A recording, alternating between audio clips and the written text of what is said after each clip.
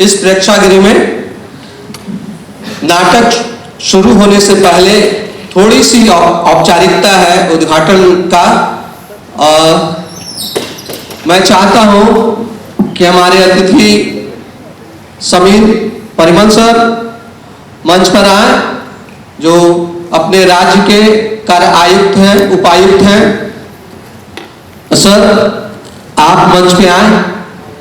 Neetu नवगीत ma'am है, लोक गायिका है और हमारे पटना के ब्रांड एम्बेसडर हैं नगर निगम के। मैं उनसे आग्रह करता हूं कि वो भी मंच पे आए। हमारे साथ नसीम अख्तर सर हैं, बहुत ही जाने माने कवि हैं, शायर हैं, समाज सेवी हैं। उनसे मैं आग्रह करता हूं कि वो भी मंच पे आए। और राजेश सर हैं हमारे साथ, म्यूजिक डायरेक्टर हैं, उनसे भी मैं आग्रह करता हूं कि वो मंच पे आए।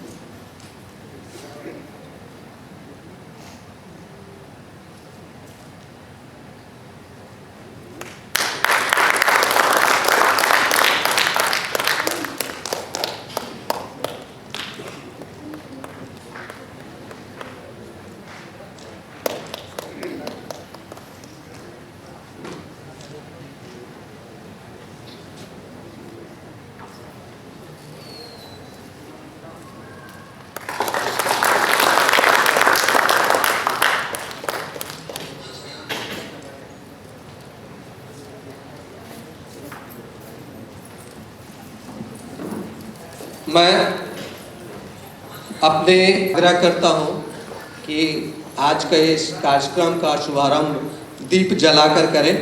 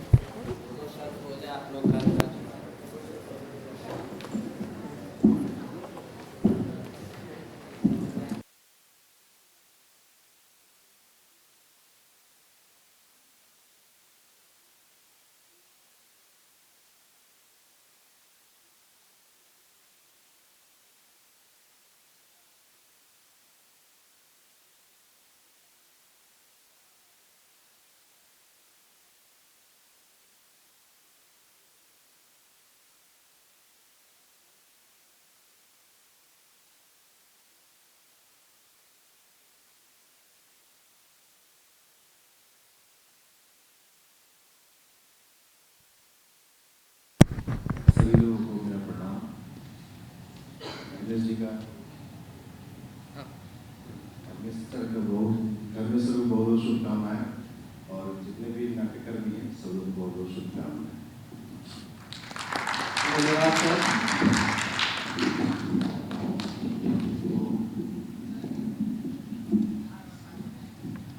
तैयारी किया जा रहा है, लंबा किया जा रहा है।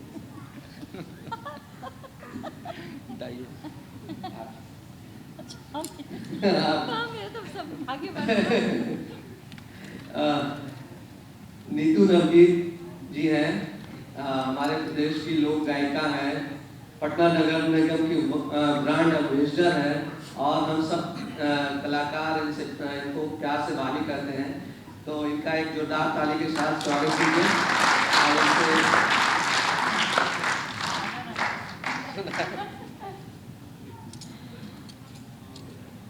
सभी को नमस्कार, प्रणाम।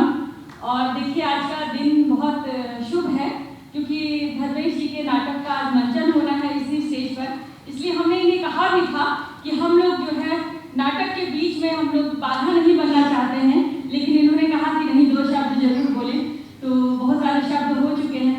मैं आप सभी को शुभकामनाएं देती हूँ, और जो लोग भी आज नाटक करने वाले हैं उन सभी को भी दिल से बहुत शुभकामनाएं। और मैं खुद एक रंगकर्मी रही हूँ, इसलिए यहाँ से मेरा जुड़ाव जो है वो बहुत बचपन से ही है। पुनः आप सभी को बहुत बहुत शुभकामनाएं, बधाइयाँ।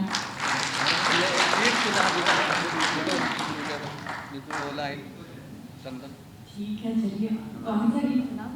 स्वच्छता या जो भी स्वच्छता नहीं सुनाऊंगी, स्वच्छता ही सुना रही थी। चलिए भिखारी ठाकुर का ही जलसारी का गीत सुना देती हूँ।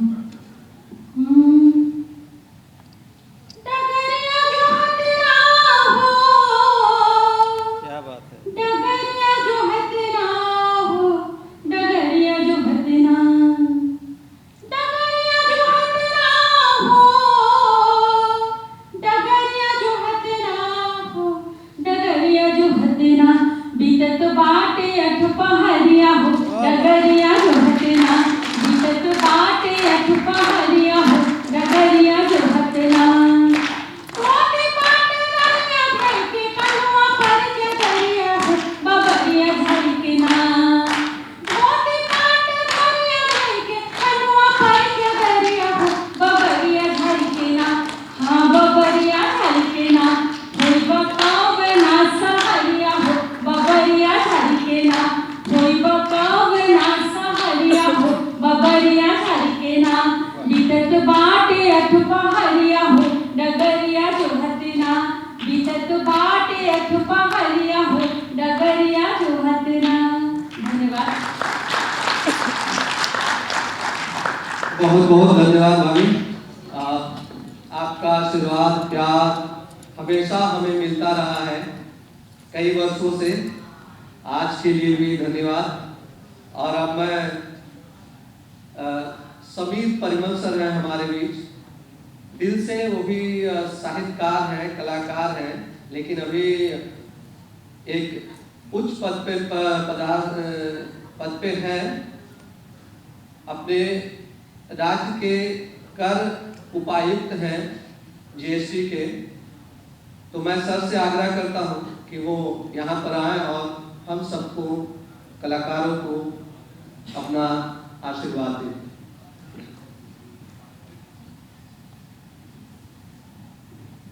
बहुत बहुत शुक्रिया धर्मेश जी।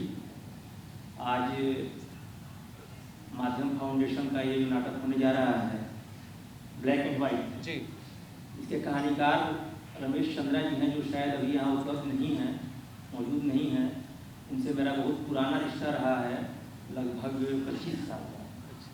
तो मैं जब शिक्षक हुआ करता था तो वो बीओ थे वहाँ पे। तो मैंने सोचा था कि उनसे मुलाकात हुई। खैर, तो काफ़ी अच्छे साहित्यकार हैं, और नाट्य रूपांतरण किया है विवेक जी ने, और निर्देशन हमारे धर्मेश जी ने। तो आप सब लोगों को बहुत बहुत शुभकामनाएँ हैं।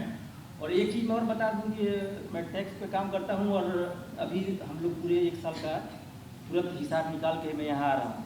तो ये बहुत खुशी की बात है कि रिकॉर्ड 41,500 करोड़ अब तक हम लोगों ने इस वित्त वर्ष में वसूल कर दिया।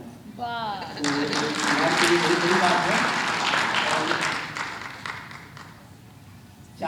पंक्तियां मैं सुना के बिल्कुल बिल्कुल हाँ, सर। हाँ। आती हैं जब भी मुश्किलें जाते हैं हम निखर।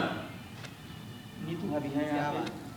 आती हैं जब भी मुश्किलें जाते हैं हम निखर, हिम्मत हमारी दोस्त है, मेहनत है हम सफर। क्या बात गजब।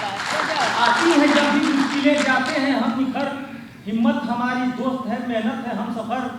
अपने लहू से लिखेंगे इतिहास एक नया, अपने लहू से लिखेंगे इतिहास एक नया। दिल में है जब बिहार तो किस बात का है डर।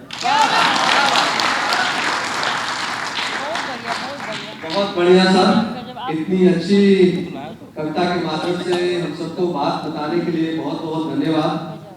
क्योंकि नाटक का समय है, नहीं तो ये दौर अभी लंबा चलता। बिल्कुल। इसलिए आप सभी से आग्रह करता हूँ कि मंच के नीचे जो प्रेक्षागृह है उसमें सदर जी शब्द को बैठाइए। आप सभी का इस प्रेक्षागृह में हार्दिक स्वागत है। बस कुछ ही क्षण में माध्यम फाउंडेशन की तरफ से श्री रमेश चंद्रा द्वारा लिखित 2 कहानियों का नाट्य रूपांतरण किया हुआ नाटक ब्लैक एंड व्हाइट देखेंगे, जिसका नाट्य रूपांतरण विवेक कुमार ने किया है और निर्देशन धर्मेश मेहता का है। तो बस कुछ ही क्षण में लीजिए आपके सामने प्रस्तुत है नाटक ब्लैक एंड व्हाइट।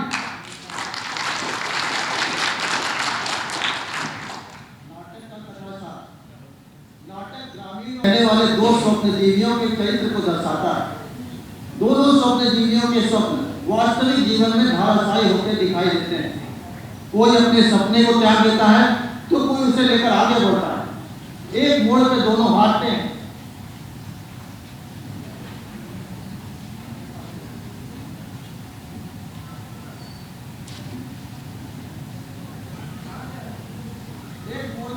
आते हैं, लेकिन उनके सपने की जीत होती है। सभी चरित्र बिल्कुल सात्विक हैं। यहाँ न कोई नायक है न खलनायक। खलनायक है तो केवल हमारा सामाजिक परिवेश। हम सभी उसी परिवेश के अनुसार अपनी इच्छाओं को आकार देते हैं और बहुधा अपनी महत्वाकांक्षा का दमन करते हैं। आकांक्षा और महत्वाकांक्षाओं के द्वंद्व को लेकर प्रस्तुत है नाटक ब्लैक एंड व्हाइट।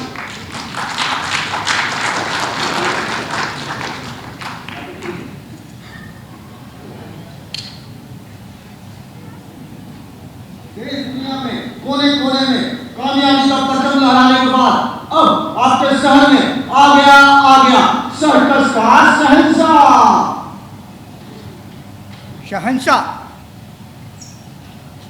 सर्कस का शहंशाह। शहंशाह तो मैं भी हूँ। हाँ, शहंशाह तो मैं भी हूँ अपनी कहानियों का।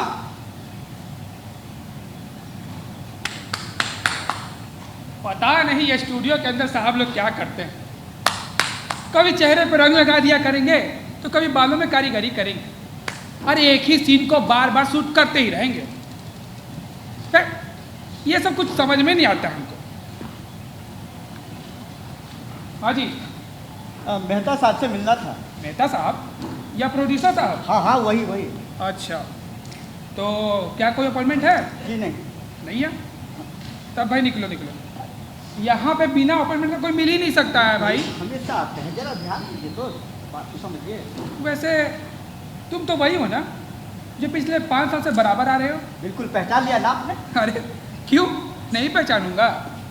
जिस आदमी की शकल और हुलिया पिछले 5 साल से नहीं बदला, भला उसे कैसे ना पहचानूंगा? बहुत हंसी आ रही है गार्ड साहब आपको। अरे क्यों ना हंसू जी, तुम्हारे हुलिया में तो बदलाव बिल्कुल भी नहीं आया। वैसे तुम अभी तक यार, तुम्हारे सर के बाल तो उड़ चले हैं, फिर भी बाहर निकल पड़े हैं। तुम किस मिट्टी के बने हुए हो यार? गार्ड साहब जरा गौर से देखिए, जरूर बदला हूँ हम। हाँ, बदले हुए तो हो, आंखें धसी हुई है। और यार तुम एकदम नहीं बदले। ऐसा क्यों बोल रहे हैं? मेरे लिबास में कुछ ऐसा लिखा है क्या? लिबास में तो नहीं, लेकिन तेरे चेहरे पे लिखा है कि तुझे ऐसे ही धक्के खाने पड़ेंगे, भाग यहाँ से। मैं भी बिहार से हूँ, इसलिए इतने इत्मीनान से समझा दिया, नहीं तो कोई दूसरा होता तो। गार्ड साहब, आपके इत्मीनान के लिए बहुत बहुत मेहरबानी। अब मेहरबानी से ये पर्ची जो है ना प्रोड्यूसर साहब को दे दीजिए। ला भाई, बिना पर्ची दिए तुम तो मानोगे नहीं। होडिल शर्मा, स्क्रिप्ट राइटर। हाँ देखना, इस बार पर्ची जाया नहीं जाएगी। अरे हाँ भाई, काश ऐसा ही हो, नहीं तो तुम हमेशा की तरह मेरी जान खाते ही रहोगे।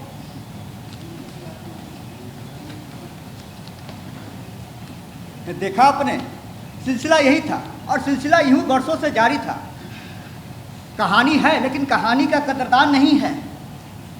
लेकिन आज कुछ अलग है शायद, किस्सा भी है और किस्सा निगार भी है, और उस पर नज़र डालने वाले कदरदान भी। मेरे जैसे लोगों की पर्चियाँ इस गेट कीपर की जेब में पड़ी रहती है, इस उम्मीद के साथ कि कब कोई निर्माता निर्देशक को कहानी भा जाए। मैंने भी होशियारी दिखाई और झट से पर्ची दे दी, जिस पर मेरा पूरा नाम और पता है। कब किस्मत साथ दे दे कोई नहीं जानता। अरे भाई, अपने हिसाब से चाक चौबंद तो रहना बनता है। आज की कहानी उन्हें जरूर पसंद आएगी। इस बार कोई गलती नहीं करूंगा। ये बेवकूफ़ गार्ड को क्या मालूम कि मेरे पास क्या है। स्क्रिप्ट कहते हैं इसे, सारी हिट फिल्में इसी स्क्रिप्ट से बनती है। इस बार कोई गलती नहीं करूंगा। मेहता साहब को निराश नहीं करूंगा। हैंड रिटन स्क्रिप्ट नहीं लाया हूँ, इसलिए तो टाइप स्क्रिप्ट है। 500 रुपये पूरे लगे हैं भैया इस बार। अरे भाई, क्या लाए हो? स्क्रिप्ट लाया हूँ, अच्छा, 500 रुपये लगे हैं। तो स्क्रिप्ट की बातें करते हुए बरबरा रहे थे? हाँ हाँ। अरे ऐसी स्क्रिप्ट न जाने मेहता साहब की तस्वीर में कितनी सारी पड़ी हुई है। कुछ और खास बात है तो बताओ। खास बात इसमें सतुआ भी है, बिहार से आए हैं। तब कह रहे हैं कि इस बार मैंने राइटर एसोसिएशन से रजिस्टर्ड भी करवाया है। अब बताइए क्या कमी है। मोटे मोटे अक्षरों में फिल्म का नाम भी लिखा हुआ इसमें। बस एक बार मेहता साहब को कहानी सुना दूँ। देखो भाई, मैंने अपना काम कर दिया, अब आगे तो मेहता साहब जाने। वैसे अभी तक किन किन के ऑफिस में गए हुए हो? बहुतों के पास गया, लालवानी साहब, सेट्टी साहब, चोपड़ा साहब, सनत साहब, लेकिन कहीं भी मीटिंग नहीं हो पाई।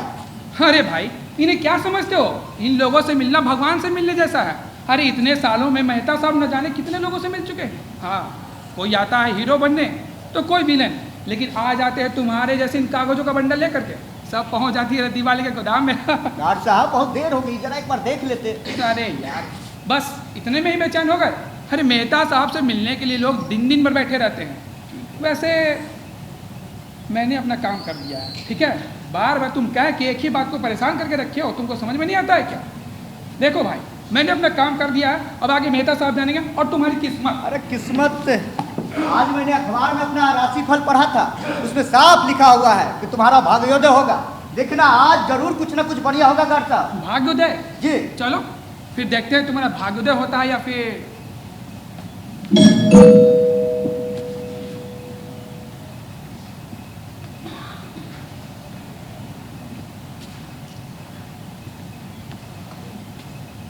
देखो भाई, तुम्हारा रास्ता साफ हो गया है, और अब जाओ और आजमा लो अपनी किस्मत। लेकिन जब किस्मत साथ देने लगे तो इस गार्ड को मत भूल जाना। तुम्हारे जैसे कई लोगों की तकदीर मेरे कारण बदली, लेकिन सब भूल जाते हैं। अरे नेम फेम मिलता है तो सब पलटी मार जाते हैं। खैर, तुम्हारा किस्मत का दरवाजा सामने है। ठीक है गार्ड साहब।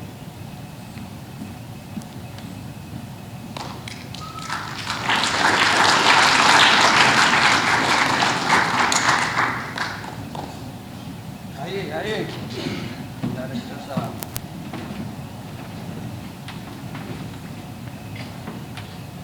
कैसी तैयारी चल रही है फिल्म की? सब बढ़िया चल रही है ना? आइए, होरिल शर्मा जी। होरिल शर्मा ना? जी सर। और सब ठीक ठाक? ठीक है सर। तो कहाँ कहाँ चल रहा है आपका फिल्म? कई फिल्म लिखी? लिखी तो नहीं है सर, लेकिन आपके लिए जरूर लिखी है। अच्छा। ये फिल्म जरूर मील का पत्थर साबित होगी सर। राज कपूर और नरगिस का जमाना फिर से लौट आएगा सर। देखना सर, ये फिल्म दर्शकों तक, लोगों के दिलो दिमाग पर छाई रहेगी सर। बस ये आधे घंटे का वक्त दे दीजिए, मैं पूरी कहानी सुना देता हूँ। वक्त? अरे वक्त ही तो नहीं है। देखिए, अभी आए थे, अभी तुरंत एक छोटी सी मीटिंग है, जाना है, ज़रूरी है ना? तो टेंशन ना लीजिए, सब काम हो जाएगा। सुनिए, इनकी कहानी आप सुन लीजिएगा, ठीक है? इन्हें पहचानते हो ना? हाँ, इन्हें कौन नहीं जानता है सर। हाँ, इन्होंने ही हमारे प्रोडक्शन हाउस की पिछले 3 हिट फिल्में इन्होंने ही डायरेक्ट की, समझे ना। तो इन्होंने आप अपनी कहानी इत्मीनान से सुनाइए, ठीक है, घबराइएगा नहीं, अच्छे से सुनाइए इन्हें। मैं इनके साथ बाद में आकर डिस्कशन कर लूँगा, ठीक है। Go ahead.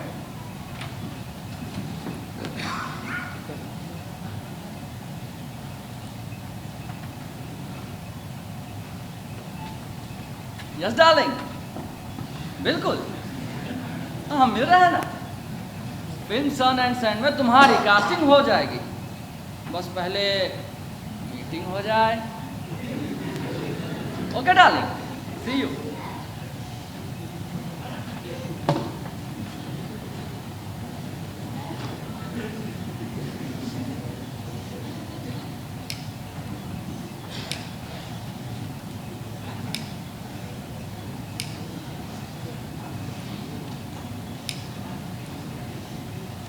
अपना स्क्रिप्ट निकाल लो।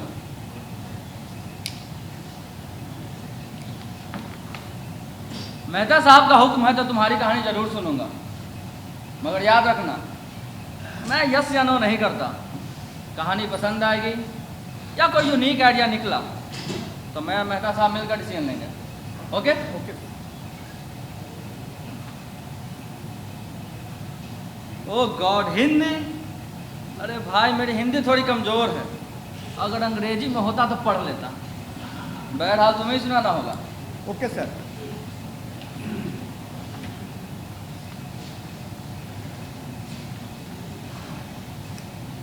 सर, जैसा कि कास्टिंग के बाद इस फिल्म के हीरो बाबूराम बाइस्कोप वाले का गांव का सीन आता है sir. Just a minute, Baburam bioscope वाला? Yes sir. तुम्हारी फिल्म का हीरो मैं, बाबूराव द डायरेक्टर, और इधर बाबूराम बाइस्कोप वाला? Yes sir. इंटरेस्टिंग, बड़ा coincidence man. Yes sir. Sir, ये जिस तरह से आप लोगों को सपनों की चलती फिरती दुनिया दिखाते हैं सर, उसी तरह से बाबूराम बाइस्कोप वाला भी बाइस्कोप से दुनिया दिखाता है सर।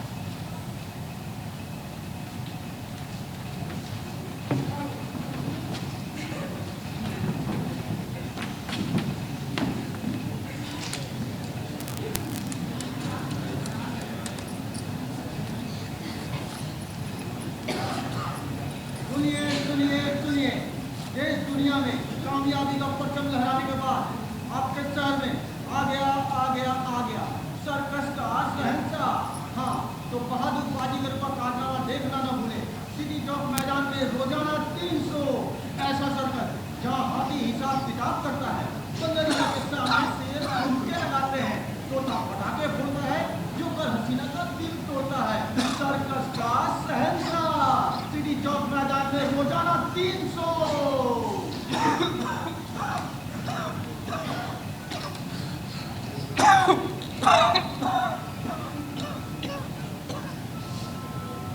बोलो बोलो। अरे क्यों गले पे जोर दे रहे हो?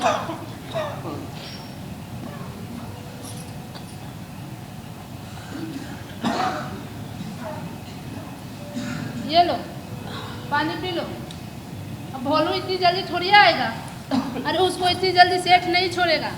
ये सब छोड़ो और बताओ तबीयत कैसी है अभी आपकी?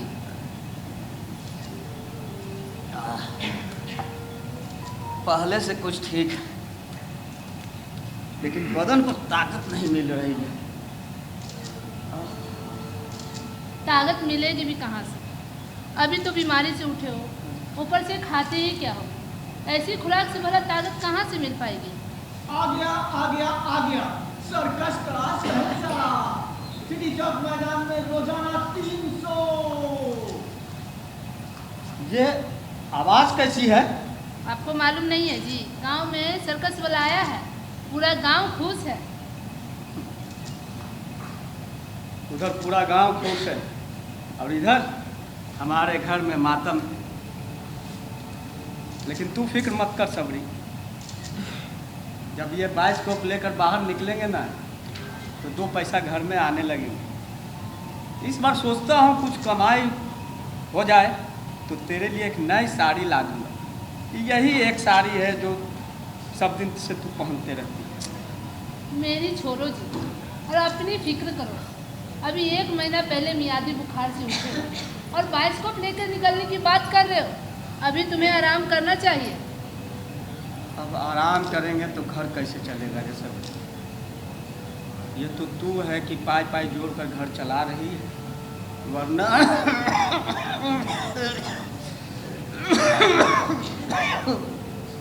बेचारा भोलू खेलने खाने की उम्र में सेठ के यहाँ चाकरी कर रहा है।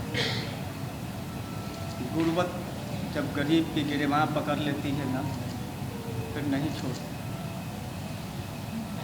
उधर खेत में भी कोई काम नहीं है कि मजदूरी करके 2 पैसा घर में ले आओ। जीना मुहाल हो गया। अब ऐसे में बस ये बाइस्कोप ही सहारा है सभी। आ गया सर्कस का शहंशाह सिटी चौक बाजार में रोजाना 300। कम वक्त ये सर्कस भी ना चैन से जीने नहीं देंगे। क्या हो गया जी, क्यों इतना गुस्सा कर रहे हो? देख नहीं रही हो सारा का सारा गांव सर्कस की तरफ भाग रहा है। अब ऐसे में हमारा बाइस्कोप कौन देखेगा?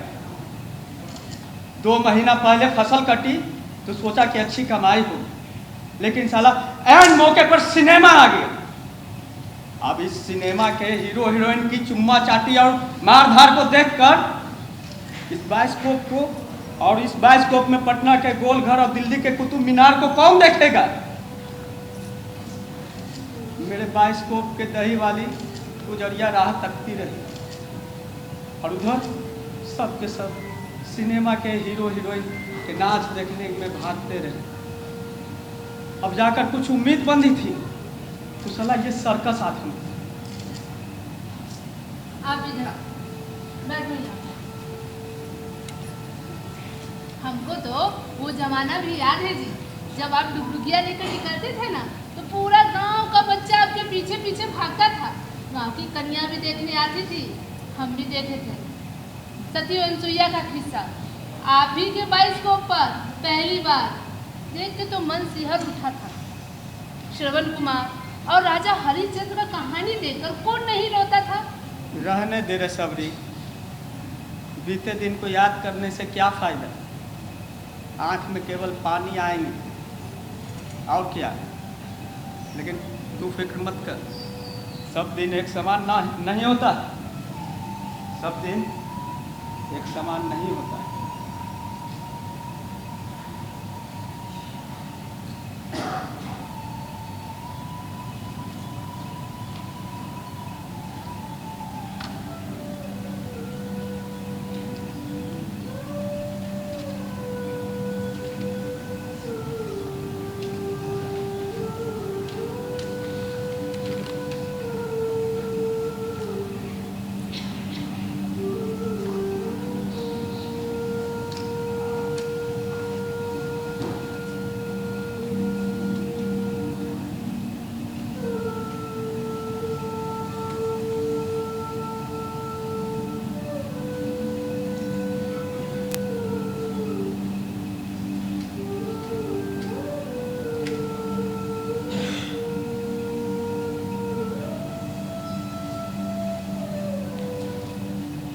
हे माँ लक्ष्मी, आज मेरी लाज रख लेना माँ। सुनो जी, ज्यादा दूर पैदल मत चलना। हम तो कह रहे हैं कि कुछ दिन आप आराम कर लीजिए। नहीं नहीं, अब आराम नहीं किया जाता, हम चलते हैं। आप कहें तो भोलू को आपके साथ भेज दें बाइस्कोप लेकर। अरे तू पगला गई है क्या? बाइस्कोप दिखाना कोई बच्चों का खेल थोड़ा ही है। अरे कभी कभी तो हुर्दगियों का टोली के टोली आ जाता है बाइस्कोप देखने के लिए। अब ऐसे में भला कि भोलू बेचारा कैसे संभालेगा ये सब? तुम फिक्र मत कर, हम चलते हैं।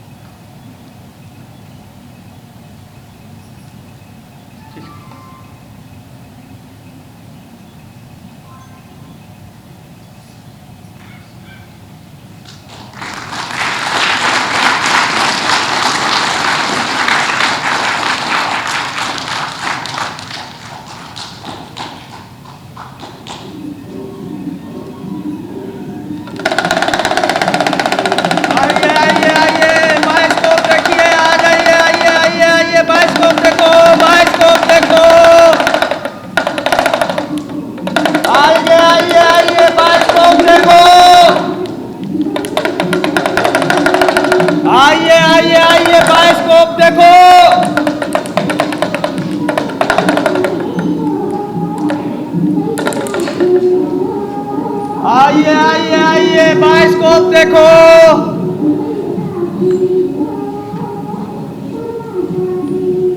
ए बाबूराम, किधर जा रहे हो? तुम्हारा कोई बाइस्कोप नहीं देखेगा, सब के सब सर्कस देखने शहर गए हुए हैं। ठीक कह रहे हैं बम बाबू।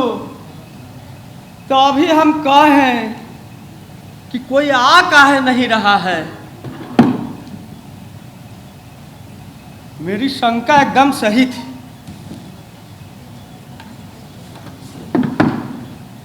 महतो टोली में कोई नहीं आया, नेमी टोली में भी कोई नहीं आया, आऊ बबुआन टोली में तो कोई बाइस्कोप के नाम पर झांकी तक नहीं मारा। अब शायद तेरी आवाज में वो दम नहीं रहा रे, कोई नहीं सुनता तेरी आवाज को। प्राणपुर से लेकर महतो टोली, बबुआन टोली, लेकिन कोई नहीं सुनता तेरी आवाज। अब तू इस बाइस्कोप का साथ नहीं दे सकता। नेमी टोली में बड़े आसामी थे, लेकिन नेमी टोली में भी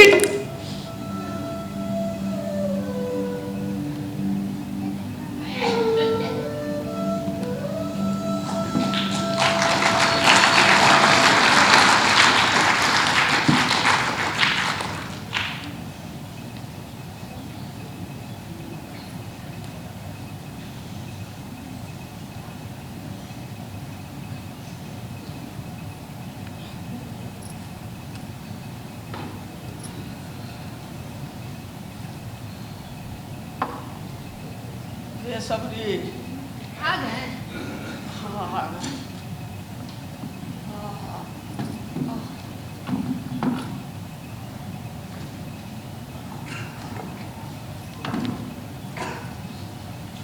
अब बैठिए, हम पानी लेके आते हैं।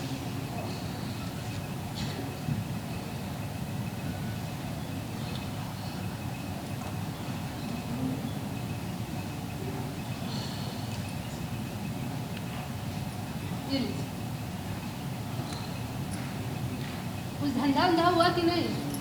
बोहनी तक नहीं हुआ रे। कहे थे ना जी कि आपका ये बाइस्कोप कोई नहीं देखेगा, फिर भी लेके निकल पड़े। वो कहावत तो सुनी ही होगी, बड़े बुजुर्ग कह गए रोजी रोज का। भला ऐसे में बाइस्कोप लेकर ना निकले तो और क्या करें।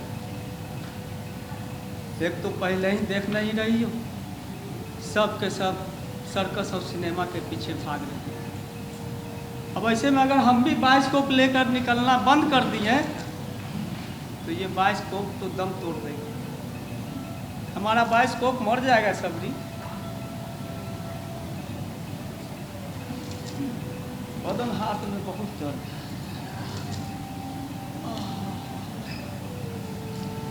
कुछ फीवर जैसा भी लग रहा है।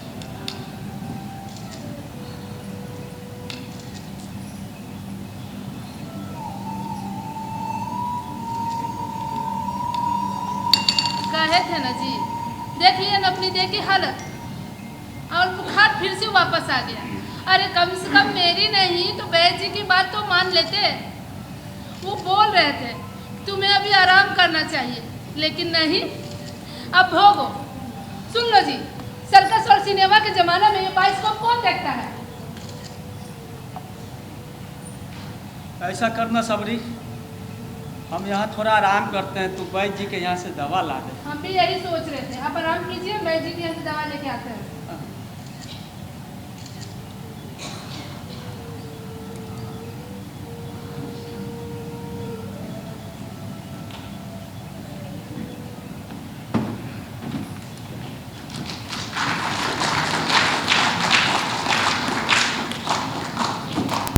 सब नेमी टोली में बड़े आसामी थे, लेकिन वहाँ भी किसी ने बाइस्कोप वाले को नहीं पूछा। तिजड़िया ढल रही थी सर, बीमारी से बावला बदन जवाब दे रहा था। भूखा प्यासा बाबूराम घर लौटा। कहते हैं ना कि इंसान भूखा प्यासा तो रह सकता है, लेकिन ऊपर वाला इंसान को भूखा सुलाता नहीं है। लेकिन उधर घर चलाने के लिए तो सबरी थी ही सर। उफ कम ऑन यार, ये क्या रोतड़ स्टोरी लेकर आए हो। मेरी फिल्में स्विट्जरलैंड और मालदीव में शूट होती हैं और मेरे फिल्म का हीरो हीरोइन केवल ब्रेकअप पर होते हैं।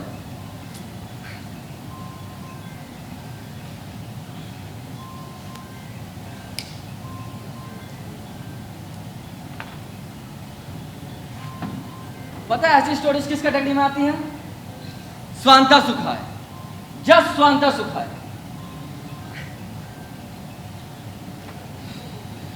देखो भाई, हमारा लंबा इन्वेस्टमेंट होता है, हम कोई डॉक्यूमेंट्री आर्ट फिल्म नहीं बनाते।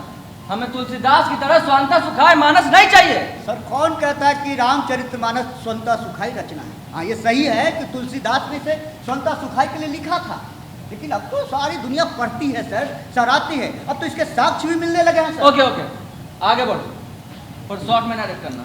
Okay sir. सर सबरी को जितना समझाना था उसने समझा दिया, लेकिन बाबूराव नहीं माना। तीसरे दिन सबरी उधार पे उधार लिए जा रही थी सर। कोई बाबूराम को अरियर कहता, कोई जिद्दी, तो कोई बेवकूफ़ कहता है सर। यार मुझे तो तुम्हारा बाबूराम निहायत इडियट लगता है।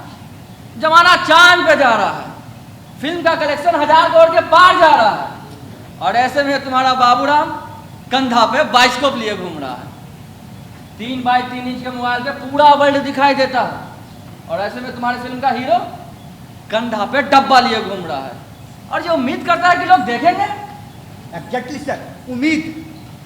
ये बाइस्कोप कोई डब्बा नहीं है सर, बल्कि बाबूराम का उम्मीद है, और वो अपनी उम्मीदों का बोझ अपने कंधे पे लिए घूम रहा है सर। एनीवे, आगे बढ़ो। एक दिन, 2 दिन वैद्य जी ने चेतावनी दी थी कि अगर इस बार बीमारी से बदमाशी करोगे तो उठ नहीं पाओगे, लेकिन बाबूराव नहीं माना। तीसरे दिन तबीयत ऐसी बिगड़ी कि बेटा भोलू कंधे पर उठाता हुआ नजर आया है सर। यार इसे तुम फिल्म कहते हो? आधी फिल्म निकल गई और अभी तक ना कोई आइटम सॉन्ग, ना कोई बेड सीन, और ना ही कोई हीरोइन आई है। अबे कौन बेवकूफ इसको फाइनेंस करेगा? इस बंडल को झोले में डालो और गांव निकल जाओ, और वहीं मेले में इस ड्रामा को दिखाना। मेरे पास तुम्हारी इस बकवास स्टोरी सुनने के लिए बिल्कुल टाइम नहीं है।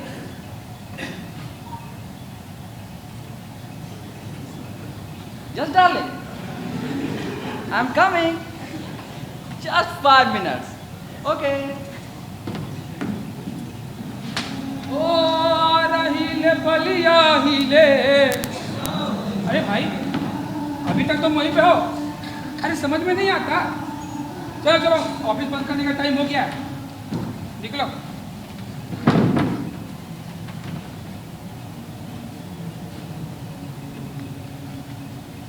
अरे भाई सुनाई नहीं दे रहा है क्या?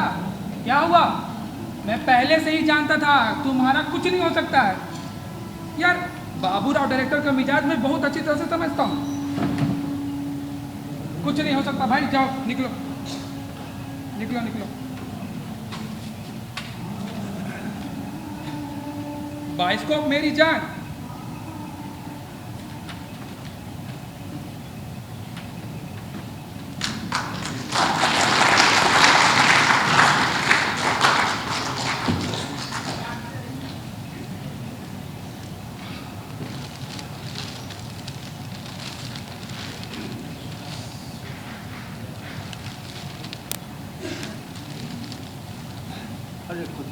आ गया, जाओ हाथ मुंह धो के आओ।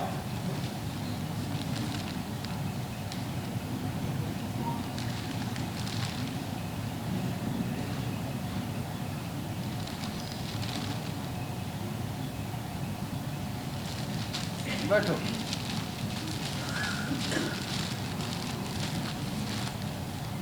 कुछ हुआ? वही जो हर बार होता है, वही जो इस बार हुआ है बाबूजी। वो लोग इसे कागज का बंडल समझते हैं, इसे स्क्रिप्ट नहीं समझते हैं। इसीलिए तो कब से कह रहा हूँ कोई और काम कर लो, कोई और काम कर लो। रात दिन की इस भाग दौड़ से क्या हासिल कर लिया तुमने? शायद आप ठीक कह रहे हैं बाबूजी। ये बेमुरब्बत मुंबई मुझे रास नहीं आई बाबूजी, नहीं आई।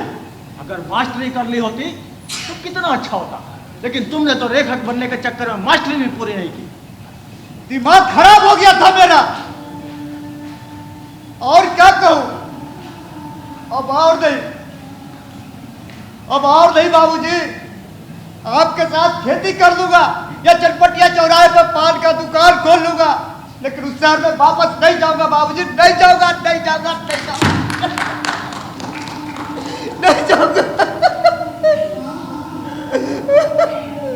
नहीं जाऊंगा।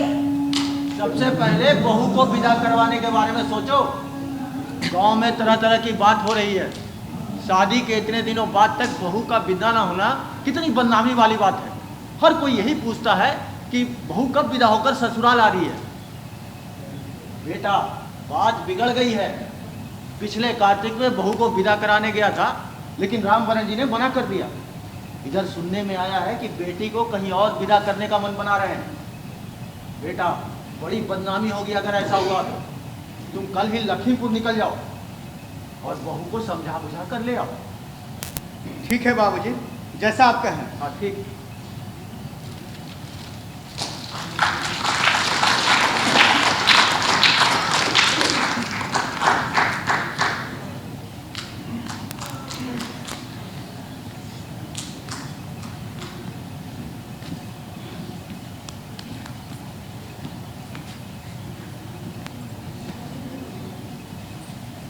सात साल की मेहनत असफल रही होली शर्मा। ससुराल में 100 तरह के लोग सवाल पूछेंगे, क्या जवाब दूंगा। कभी ऐसी ही कैफियत मुझे मुंबई में हुआ करती थी, जब किसी प्रोडक्शन हाउस के ऑफिस में जाना होता था। आइए ना, देखते हैं कहाँ है। देखिए, यही तो है, यही है, यही है। हे भगवान, ऐसा पत्थर दिल दामाद किसी को ना दे। चला था राइटर बनने के लिए और देखिए ना, फटीचर बन के लौटा है। भला बताइए, इस आदमी के हाथ में अपने बेटी का हाथ कौन देगा? ये निर्लज आदमी को बताइए, पूरे 7 साल बाद ये आया है। एक बार भी बीच में नहीं देखा घूम के। ये नहीं सोचा कि मेरी ब्याहता लक्ष्मी की मायके में क्या हाल हो रहा होगा। और नहीं तो क्या। ये निर्लज आदमी, निकम्मा आदमी, बेशरम आदमी। छोड़िए छोड़िए छोड़िए, ऐसे कौन हम इसको क्या दे दिया अपना बेटी अपने हाथ, इसके हाथ में? छी, ऐसा आदमी के हाथ में कोई अपना बेटी न दे। ऐसा आदमी से भगवान बचाए। यह व्यक्ति भगोड़ा है, भगोड़ा भगोड़ा भगोड़ा भगोड़ा। हाँ, मैं भगोड़ा हूँ, मैं निर्लज हूँ, मैं दोषी हूँ। लेकिन मुझे सजा देने का अधिकार सिर्फ उसका है जिसका मैं सबसे बड़ा दोषी हूँ। मैं एक बार लक्ष्मी के मुंह से सुनना चाहता हूँ कि वो क्या चाहती है। मैं लक्ष्मी के मुंह से सुनना चाहता हूँ कि वो क्या चाहती है।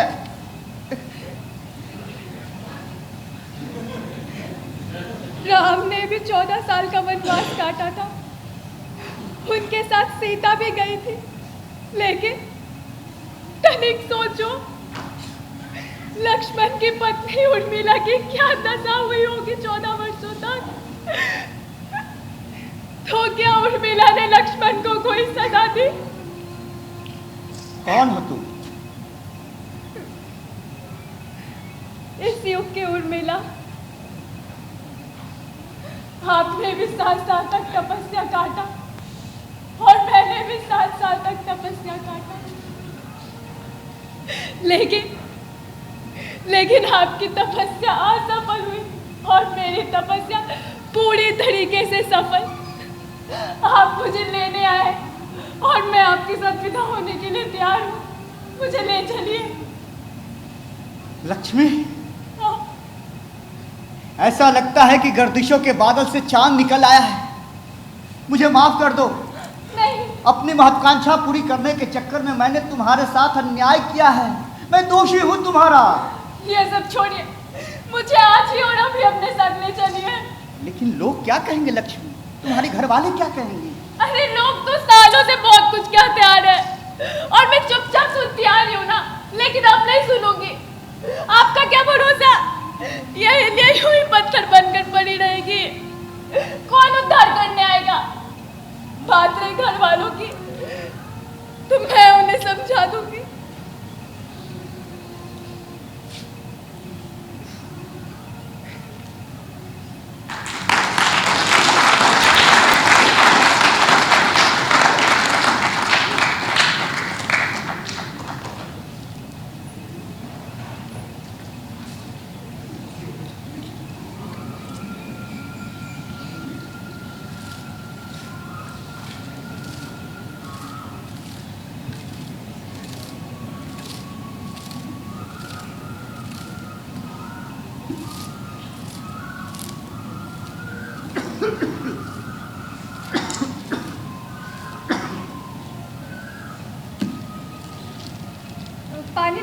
बाबूजी? नहीं, अभी नहीं।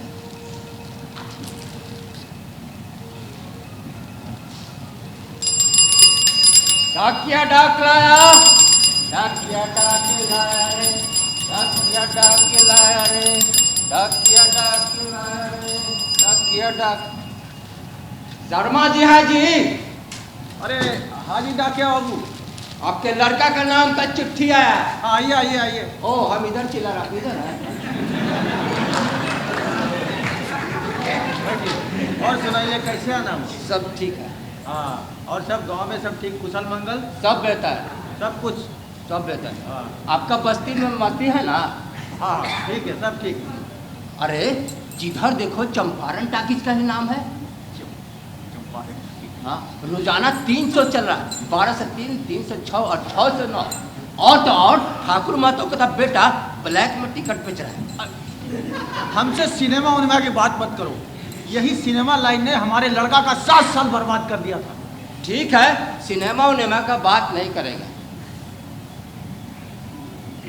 बिन घर नहीं घर भूत का डेरा। सही बात है, कुछ भी कहो भाई, तुम्हारे घर का तो नक्शा ही चेंज हो गया। अरे ये सब बहुरिया का कमाल है जी। बैलों को भी बहुरिया का हाथ का दाना पानी मिला है तो चिकना गए, अब बांसुर उछलते हैं। दुल्हनिया जब चलती है तो रुन रुन की आवाज मन मोह लिया करती है।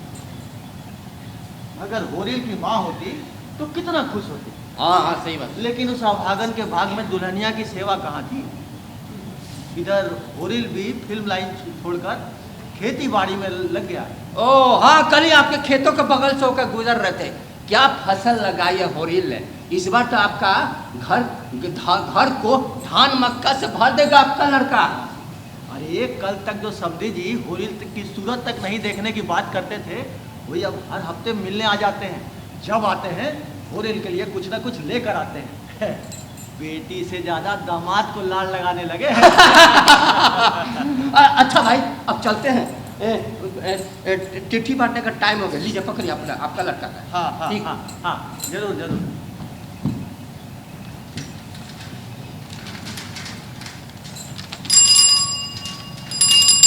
डाकिया डाक लाया रे, डाकिया डाक लाया रे।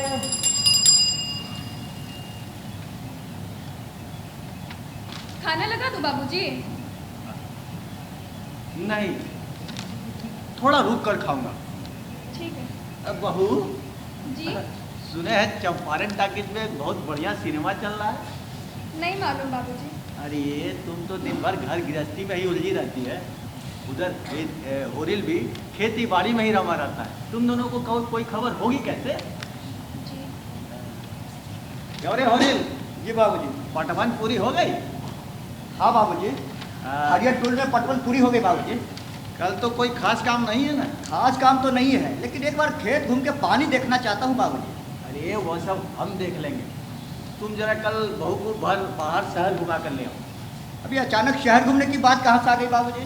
अचानक नहीं रे, 2 साल हो गए बहू को ससुराल आए, कहीं बाहर निकल कर नहीं घूमी। तुम तो दिन भर खेती बाड़ी में ही देह तोड़ रहे हो, मेहनत कर रहे हो। ठीक है, लेकिन बहू के भी तो कुछ अरमान होंगे। वो कुछ नहीं बोलती तो क्या, इसका मतलब वो घर में ही पड़ी रहे? बाबूजी आप कहना क्या चाहते हैं? कहना यह चाहते हैं कि बहू को कल तुम शहर लेकर जाओ, घुमाओ फिराओ, हर कुछ सब कुछ समझाना पड़ेगा क्या? बाबूजी ये आज आपको क्या हो गया है? अरे वो खुश तो है, उसे किस चीज़ की कमी है यहाँ? वो खुश है, लेकिन हम उसे और ज़्यादा खुश देखना चाहते हैं, इसलिए हम चाहते हैं वो बाहर घूमे। कल तुम उसे शहर लेकर जाओ, सिनेमा उनेमा दिखाओ, होटल में खिलाओ जाओ, बस। ठीक है, नहीं वो सब हम कुछ नहीं। कल तुम उसे शहर लेकर जाओ, हम जो कह रहे हैं वो करो, हम जो कह रहे हैं सो करो। ठीक है, हम थोड़ा बाहर से घूम के आते हैं। ठीक है बाबूजी। ठीक।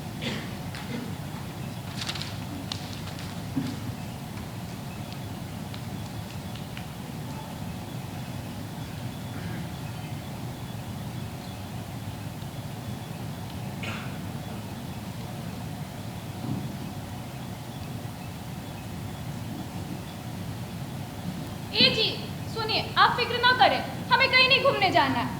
हम आपको परेशान नहीं देखना चाहते हैं। लेकिन मुझे तुम्हारे साथ घूमना है, मुझे कोई परेशानी नहीं है। अच्छा तो कल सिनेमा देखने चले? सिनेमा? ए जी माफ कीजिए, हम भूल गए थे कि आपको सिनेमा से नफरत है। छोड़िए, जाने दीजिए। अरे मुझे कोई नफरत उफरत नहीं है, हम कल सिनेमा जरूर चलेंगे, ठीक है? ठीक है, तो पहले हाथ मुंह धो लीजिए, मैं आपके लिए खाना लगा देती हूँ। ठीक है, चले।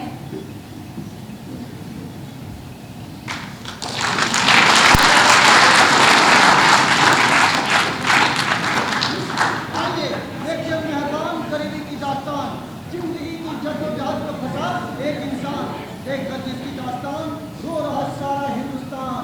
बस कुछ ही देर में शुरू होगा बाइस्कोप मेरी जान।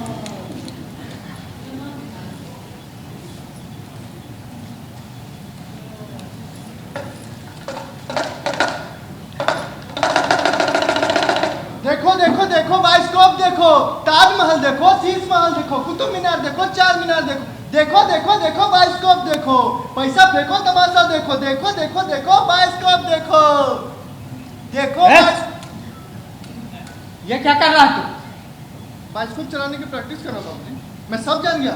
ये देखिए डुगडुगी बजानी भी आती है मुझे। तो क्या ये भी अब यही करेगा? नहीं नहीं, मैं ऐसा हरगिज नहीं होने दूंगा। अब ये खेल खत्म हो चुका है, मैं इसे कुआं में फेंक दूंगा, लेकिन अपने लड़का को इसके आसपास भी नहीं फटकने दूंगा। ए रहमान विधना के करनवा रहा जकासी भी कायो होना, ए रहमान विधना के करनवा रहा जकासी भी कायो होना, ए रहमान राज गायो हो बेटा गायो रानी भी कायो होना, ए रहमान विधना के करनवा रहा जकासी भी कायो होना, ए रहमान राजा हारिस चंदा शमशान धरायो ना, ए रहमान विधना के करना रहा जकासी भी कायो होना, ए रहमान विधना के करना। खबरदार खबरदार, जो इस बाइस्कोप के आसपास भी फटका दो। अब ये खेल खत्म हो चुका है, कोई दूसरा काम कर लेना, लेकिन ये बाइस्कोप के आसपास मत आना, नहीं तो ये तुम्हें भूखा मार देगा।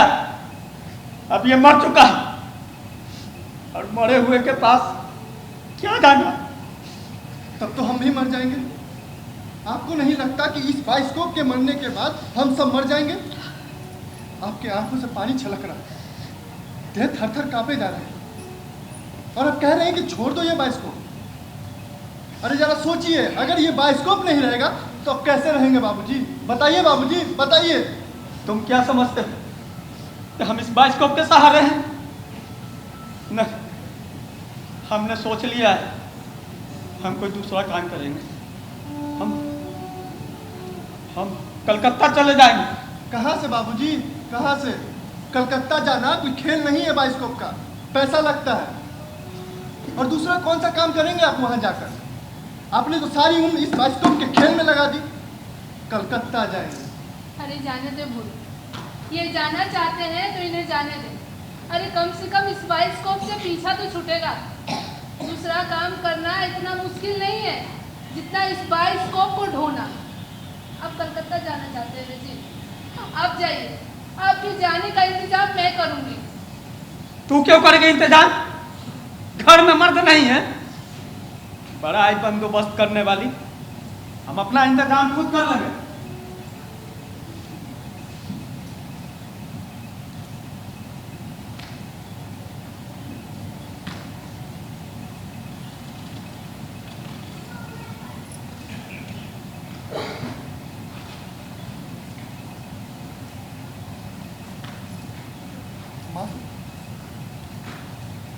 एक बात कहे?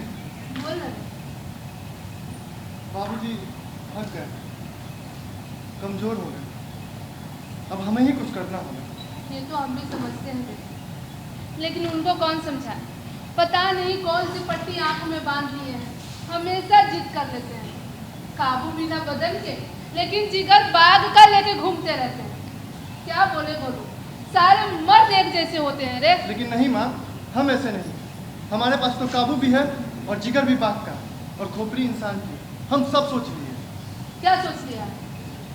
माँ, क्या बाबूजी बाइस्कोप चलाएंगे? उन्होंने तो कसम खा ली है कि वो इस बाइस्कोप को छुएंगे तक। तो ये बाइस्कोप अब कौन चलाएगा? कौन चलाएगा?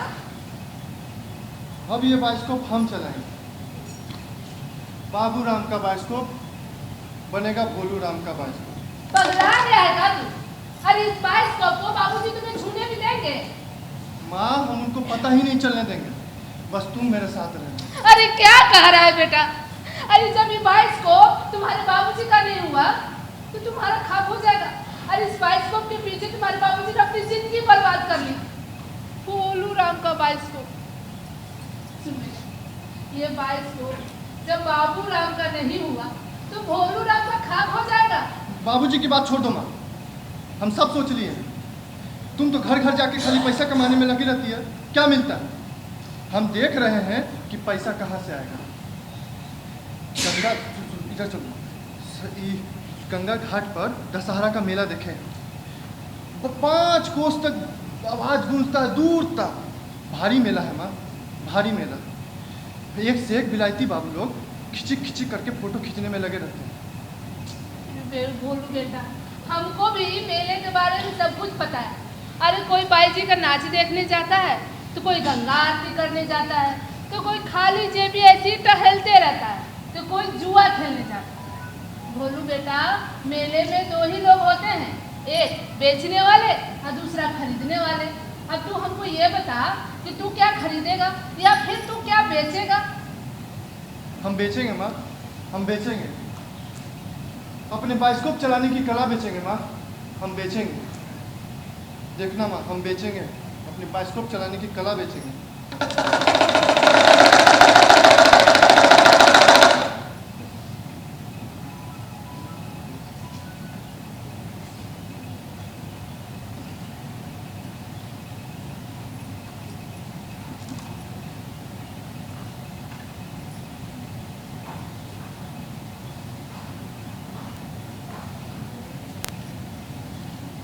देखो देखो बाइस्कोप देखो, देखो देखो बाइस्कोप देखो, चार बदल देखो, कुतुब मीनार देखो, देखो देखो देखो बाइस्कोप देखो, 4 महल देखो, कुतुब मीनार देखो, 4 मीनार देखो, देखो देखो बाइस्कोप देखो, देखो देखो देखो बाइस्कोप देखो, ऐसा देखो तमाशा देखो, देखो देखो देखो बाइस्कोप देखो, ऐसा देखो तमाशा देखो।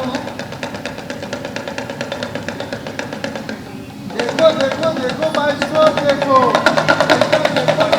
देखो। आइए चनाचूर गरम, आइए चनाचूर गरम है, चनाचूर गरम, चनाचूर गरम, आइए आइए चनाचूर गरम लीजिए। 200 रुपये 200 रुपये 200 रुपये। आइए आइए चनाचूर गरम। 100 रुपये 100 रुपये 100 रुपये कपड़ा 100 रुपये कपड़ा। ले ले समोसा, ले ले कचौड़ी, 10 रुपये प्लेट, 10 रुपये प्लेट, ले ले कचौड़ी, ले ले समोसा, 10 रुपये प्लेट। आइए चनाचूर गरम, आइए ले ले कचौड़ी, ले ले समोसा, 10 रुपये प्लेट, ले ले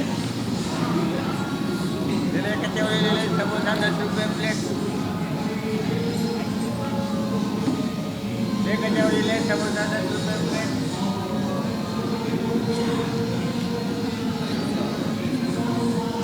आई लव इंडिया, सोरस, बहुत मजा आ रही है मैन। हाँ साहब, लेकिन इस बार भीड़ बहुत कम है, वरना इस मेले में रेगिस्तान के बालू से भी आदमी ज़्यादा दिखाई देता था।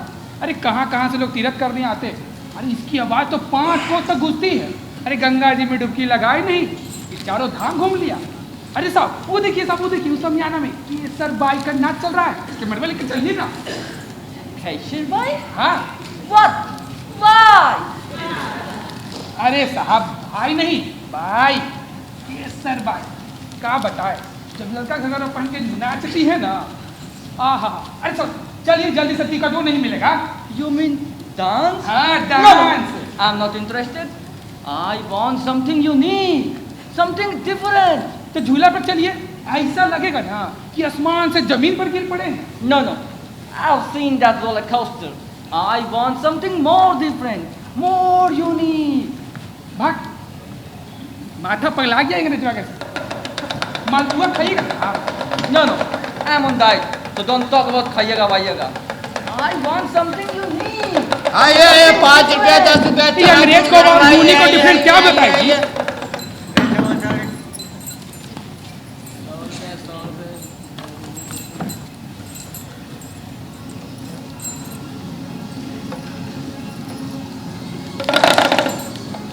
रहमा विधना के करनवा राजा काशी बिकायो होना। ए रहमा विधना के करनवा राजा काशी बिकायो होना। ए रहमा राज गायो हो बेटा गायो रानी बिकायो होना। आइए आइए आइए सतयुग की कहानी देखिए। देखिए कैसे एक राजा थे हरिश्चंद्र, जिन्होंने सच्चाई के लिए अपनी पत्नी को बेच दिया, जिन्होंने सच्चाई के लिए शमशान में नौकरी करने लगे। आइए आइए 1 रुपए का खेल। आइए आइए 1 रुपया दीजिए। सच्चाई बेटा कितना चिल्लाएगा रे, सुबह से दोपहर हो गई है लेकिन 1 रुपया का भी बोनी नहीं हुआ है। माँ चिल्लाना तो पड़ेगा। अब समझ में आ गया कि बाबूजी को कितनी मेहनत लगती होगी। इसीलिए तो तुम्हारे साथ आ गई हूँ। अगर उनको ये बात मालूम चल जाती तो वो आने थोड़ी ही देते। ये बोलू बेटा चल घर चलते हैं, हमसे ये तेरी हालत नहीं देखी जाती है रे। कब तक ये मुआ डिब्बा को ढोते रहेगा तू? देखना माँ कितने लोग हैं, कितने भीड़ है। कुछ दिन में लोग आने लगेंगे। एक बार और गा लेने दे माँ, एक बार और गा ले। ए रहमा विधना के करनवा राजा काशी बिकायो होना। ए रहमा विधना के करनवा राजा Kashi. Hey, what is this? अरे साहब यह पुराना बक्सा है, इसे देखकर क्या कीजिएगा? You shut up, man. Let me ask the little master. Hey, little master. What is this? This is bicycle. Wow, so good. But what story you are telling? A story of honest King Harishchandra. He sold his wife and son. Wow. You get a story? Inside. Please see this. Okay, okay. Show me. You hold it, man. अरे साहब इसे छोड़िए और चलिए केसर भाई का नाटक नहीं तो टिकट भी नहीं मिलेगा। चलिए। You shut up, man. Let me see. You see. Raja Harishchandra is sleeping. He is परेशान. Worried. तभी एक साधु आता है. Very angry. Raja gives everything. Raja sells his wife and son. Snake bite his son. You see. ये भाषा तुझे कहाँ से आई रे? माँ ये अमीरों की भाषा मैंने गरीबी में सीखी है माँ। हो सकता है शब्द इधर उधर हो जाए, मुझे मेरी अंग्रेजी बोल लेने दो माँ। अगर मेरी अंग्रेजी खत्म हो गई तो ये बायोस्कोप नहीं देखेंगे। That's what I'm looking for. Great story of Raja Harishchandra. And you little master is also great. Thank you. Great? आपको यह ग्रेट लगा? अच्छा ग्रेट ही होगा। वैसे आपने इस बक्सा में ऐसा क्या देख लिया जो ग्रेट हो गया? तुम नहीं समझेगा, बाकी इंडियंस भी नहीं समझते कि मैं इस बक्सा में क्या देखता है। क्या? तुम इसमें झांकेगा तो सब समझ जाएगा। Poor Indian, rich India, social India, religious India, great India. ये बेटा बोलो। Give me my camera ma'am. ये फिरंगी क्या बोल रहा है जी? अरे जो बोल रहा है ना तुम्हारे मगज में नहीं घुसेगा। ये बोलू बेटा तू बाइस्कोप का खेल दिखा। मैंने खेल देखा। Very touching story of Raja Harishchandra. I will give you some money. Thank you.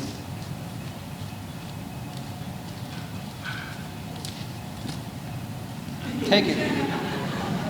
You are doing a great job. Thank you. Good. Thank you. Very good. Hey man, give me my camera.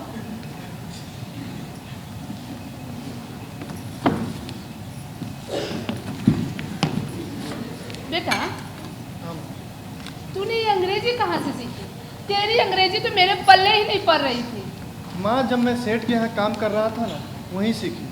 सेठ के लड़के जो copy में लिख कर छोड़ दिया करते थे, उसी को पढ़कर सीखा मैंने, द ग्रेट किंग हरिश्चंद्र। अरे तू तो बाइस्कोप वाला का बेटा है ना रे? वो कहाँ और तू कहाँ? तूने तो मेला लूट लिया रे। मेला मैंने नहीं, इस बाइस्कोप ने लूटा है। वाह वाह वाह, तेरे जैसा बेटा सबको दे। वो तो है बाबूजी, लेकिन जब भोलू के बाबूजी को पता चलेगा मेले के बारे में, पता नहीं क्या करेंगे। अरे मैंने तो इस बाइस्कोप को छुपा दिया था, ये निगोरा कहाँ से ढूंढ निकाला। परसों उनको कोलकाता जाना है। जब भोलू के बाबूजी को ये पता चलेगा कि भोलू ने उनके जाने का इंतजाम कर दिया है तो कितने खुश होंगे। नहीं माँ, अब बाबूजी कलकत्ता नहीं जाएंगे। ये बाइस्कोप इसी गांव में रहेगा और इसी गांव में चलेगा। मैंने सब सुन लिया। अरे राम राम। तुम लोगों ने मेरे डर से इस बाइस्कोप को छिपा दिया था ना। रे बेटा भोलू, रे सबरी, ये क्या किया रे? इस बाइस्कोप के बिना मैं भी खुद नहीं रह सकता। ये सर्कस चले न चले, लेकिन हमारा बाइस्कोप हमारे साथ चलेगा। और भोलू बेटा, तू तो बड़ा सियाना हो गया है, लेकिन तू भूल गया कि बाप तो बाप ही होता है। जैसा ही तुम लोगों ने इस बाइस्कोप को लेकर मेले में आया, पीछे पीछे मैं भी आ गया और तुम लोगों का सारा ड्रामा देख रहा था। ये मेला रहे या न रहे, अगर रहेगा तो केवल बाबूराम का बाइस्कोप।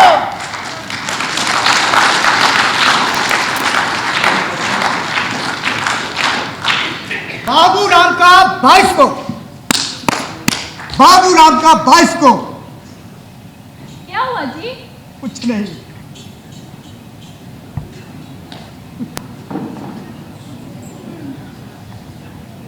आपके छुपाने से थोड़ी ना कुछ छुपेगा। मैं कम पढ़ी लिखी हूँ, लेकिन अनपढ़ नहीं हूँ। इतनी जरूर पढ़ी लिखी हूँ कि पढ़ने पढ़ाए हर नाम को मैं पढ़ सकती हूँ। उसमें मोटे मोटे अक्षरों में साफ साफ लिखा था कि लेखक कौन है, होडेल शर्मा, और निर्माता आनंद धारा। तो होडेल शर्मा आप ही है ना? हाँ हाँ, होडेल शर्मा हम ही हैं। लेकिन इसे मैंने लिखा था, इसे रामनवमी का ड्रामा कहा गया था। बाइस्कोप वाले में कहानी कौन देखता है लक्ष्मी?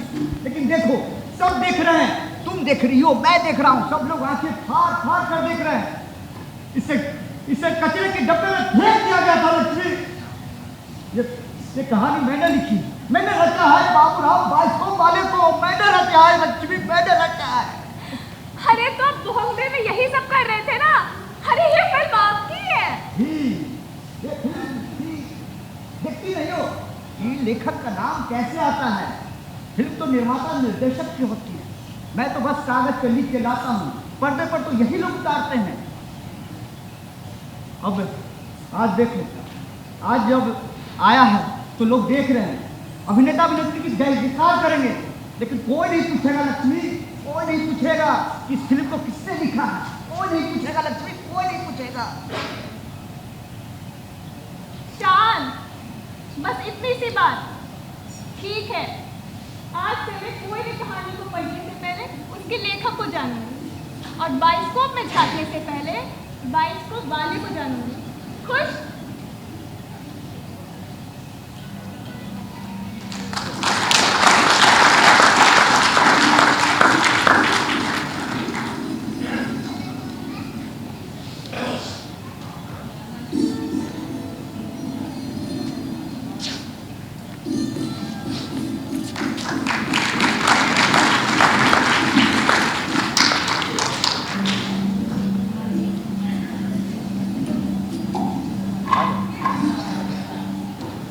मिनट का वक्त और दीजिए आप लोग। आपने इतना वक्त दिया है, 5 मिनट का वक्त, ताकि आपको मैं इस नाटक में भाग लेने वाले कलाकारों से परिचय करा दूं।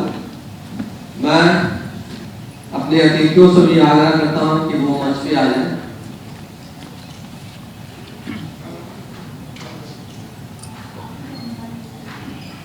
Neetu ma'am, Sameer sir, Bhattar sir, Rajesh sir,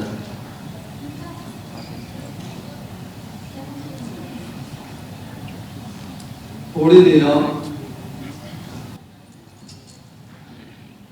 इधर हमारे नाटक में भाग लेने वाले कलाकार कंचन वर्मा जो पूरी शर्मा की पिता की भूमिका में थे, सुशील देव जो डाकिया के रूप में थे, ग्रामीण के रूप में थे, भोलू, विक्की कुमार, अनीशा शर्मा, पूरी शर्मा की पत्नी, पूरी शर्मा, राज कपूर, ऋतिक कुमार शर्मा, ये गार्ड की भी ये कर रहे थे और ग्रामीण की भी भूमिका में थे। एक ग्रामीण मेले में उनका नाम क्या है? आशीष रितेश त्रिपाठी। रितेश त्रिपाठी और आशीष पांडे अंग्रेज की भूमिका में थे और डायरेक्टर की भूमिका में। देवेंद्र झा अपने बाइस्कोप वाला,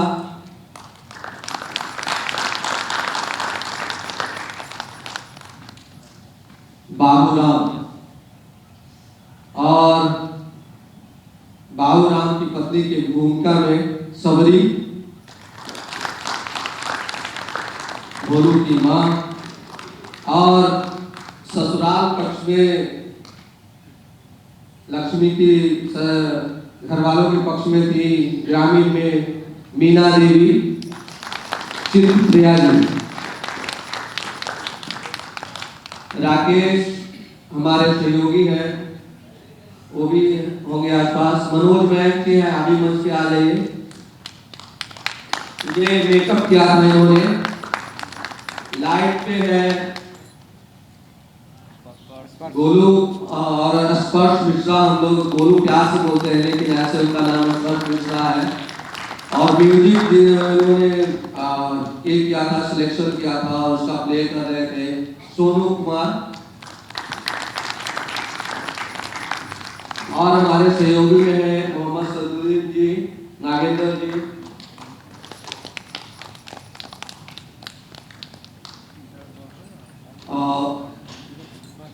और मैं अब अपने अतिथियों से दो शब्द नाटक के बारे में, कहानी के बारे में, क्योंकि सब लोग कहानीकार को भी जान रहे हैं और नाटक इन्होंने देखा ही, कहानी उनका देखा ही, तो मैं उनसे जानना चाहूँगा इस प्रस्तुति के बारे में। नीतू मैम।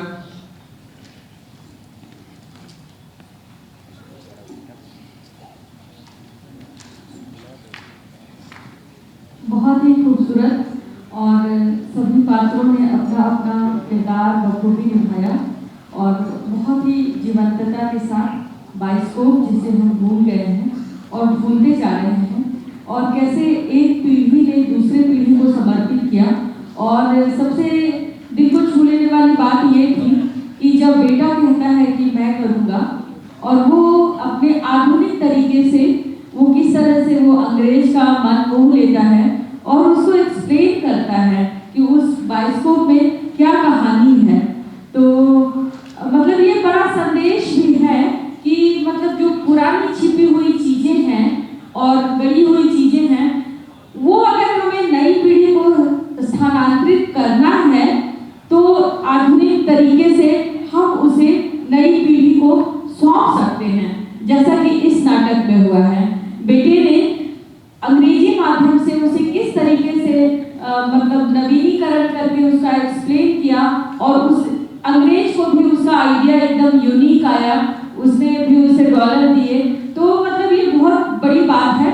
तो ये भी जो प्रयास है लेखक का, जो मतलब प्रयास रहा कि हम अपनी जो छुपी हुई, गड़ी हुई, खोई हुई जो चीजें हैं, विरासत है, उसको हम किस ढंग से करते हैं। बहुत बहुत बधाई सभी पात्रों को। सभी ने अपना अपना किरदार जो है वो बहुत जीवंतता से और बहुत अच्छे से निभाया। और ये जो नाटक है आज के समय में बेहद प्रासंगिक है। मैं चाहती हूँ धर्मेश जी के लिए एक बार आप लोग जोरदार तालियां बजाइए। बहुत ही अच्छा प्रयास और बहुत ही अच्छा मंचन। धन्यवाद।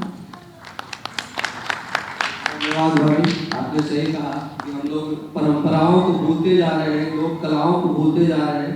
उन्हीं में से एक कला ये भी है बाइस्कोप का।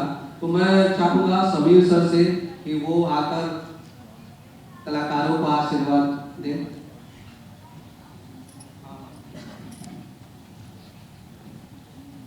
कई दिनों के बाद आज मैं नाटक देखने आया हूँ। वक्त मिलता नहीं है, लेकिन मुझे बहुत ही अच्छा लगा। खासकर इसका क्लाइमेक्स जो था उसने काफ़ी प्रभावित किया। मुझे लगता है कि इतने दर्शक देख रहे थे, सबको एक आश्चर्य उसमें हुआ। क्लाइमेक्स किसी ऐसा सोचा नहीं था। जो कहानी नहीं जानता होगा उसको पता नहीं है क्लाइमेक्स क्या होने वाला है। और जो आखिरी संदेश जो था वही मुख्य है कि हम लोगों ने यहाँ मंच पे 12 कलाकारों को देखा, लेकिन मंच के पीछे जो लोग हैं उनकी भी भूमिका कहीं से कम नहीं है और उनको देखना जरूरी है, उनके बारे में जानना जरूरी है। उनके लिए एक बार जोरदार करने हो जाएगा। इसी तरह होता है कि कहानी पर्दे पर दिखाई जाती है, हम हीरो को देखते हैं, हीरोइन को देखते हैं, निर्देशक, गीत, डांस सब देखते हैं, लेकिन लिखने वाला कौन है पीछे, जिसका चेहरा सामने नहीं आ पाता है, उस पर भी ध्यान देने की जरूरत है। और बाकी तो इसको हमारा हिट था, हिट है और हिट रहेगा। बहुत बहुत धन्यवाद। धन्यवाद सर। सच में कहानीकार, कथाकार, कविकार को आज के समय में हम लोग बहुत कम जानने लगे हैं इस भाग भरी जिंदगी में। तो ये सब जानना उनके बारे में भी बहुत जरूरी है हम लोगों को लिए। और हमारे साथ एक और हमारे सहयोगी थे जिन्होंने ये स्टेट बनाया है, सुनील विश्वकर्मा जी यहाँ है, वो भी मंच पे आए हैं। हम जिस स्टेट पे हमारे कलाकार परफॉर्मेंस कर रहे थे इन्होंने ही बनाया है, इनके लिए जोरदार ताली लगा। और मैं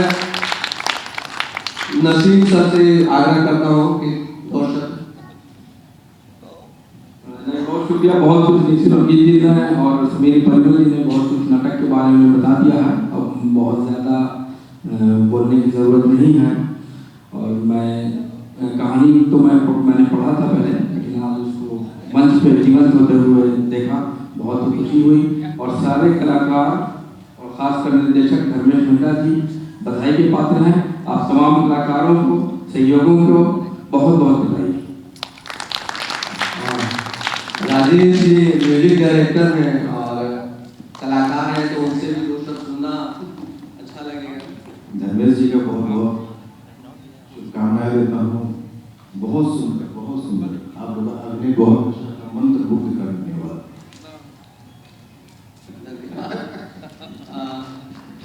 आज की प्रस्तुति के लिए हमारे साथ जितने सहयोगी थे उन सबका धन्यवाद, हमारे कलाकारों का धन्यवाद। और आप सभी जन दर्शक जो यहाँ पर आए और हम लोगों को देखा, जाना, कहानी के बारे में जाना, नाटक के बारे में जाना, तो आप सबसे आग्रह है कहानी फिल्म के पीछे जो लेखक होते हैं, उनके बैकग्राउंड में जो काम करने वाले होते हैं, उनके बारे में भी जाने, उनको भी देखे, समझे और उन्हें भी आशीर्वाद दें आप लोग।